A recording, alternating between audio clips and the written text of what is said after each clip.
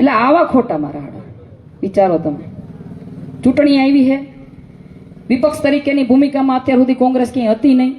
આ વખતે આમ આદમી પાર્ટીએ અહીંયા એનું મજબૂતાઈ બતાવી છે, એનું કામગીરી બતાવી છે. એટલે હવે એને ખબર પડી ગઈ છે કે હવે આપણે હારીએ છીએ, એટલે હવે બધુંય કરશે. અટાણથી એમ કહે છે, હું કહે એ કે એ કઈ જીતવાના નથી કે એના, અને જીતશે ને તો 10મા દિવસે કે ભારતીય જનતા પાર્ટીનો ખેસ પહેરી લે, એવું કહે છે.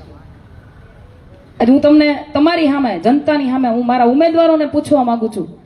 સુરતીબેન ઊભા થાવ, જગદીશભાઈ આવો આ બાજુ, જેટલા પણ ઉમેદવાર અહીંયા નીચે બી બેઠા છે બધે ઊભા થાવ, આવો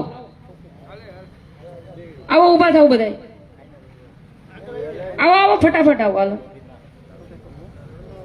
જનતાને કેવી રીતે ભરમાવે તમે વિચારો. ભાઈ તમને અહીંથી જનતા મત આપીને જીતાડે, એના પછી ક્યારેય બી આ 10 દિવસની વાત નથી કરતી, 5 વર્ષની નથી કરતી, આજીવન કહું છું, તમે ભારતીય જનતા પાર્ટીનો ખેસ પહેરવાના છો. રાજીનામું આપી દેશું પણ ખેસ નહીં પહેરી. બધાને પૂછ્યા આપણે, તમે પહેરવાના છો? મેં તો આજીવન કોઈ દી, હજી આજની તારીખ સુધી હું કદી ભાજપમાં ગયો નથી, જવાનો નથી. ના ના નહીં પહેરી. રાજીનામું આપી દઈશું પણ ખેસ નહીં પહેરી. અમે તો પક્ષમાં લડતા આવી છે, લડતા આવશું અને આમાં જ રહેશું.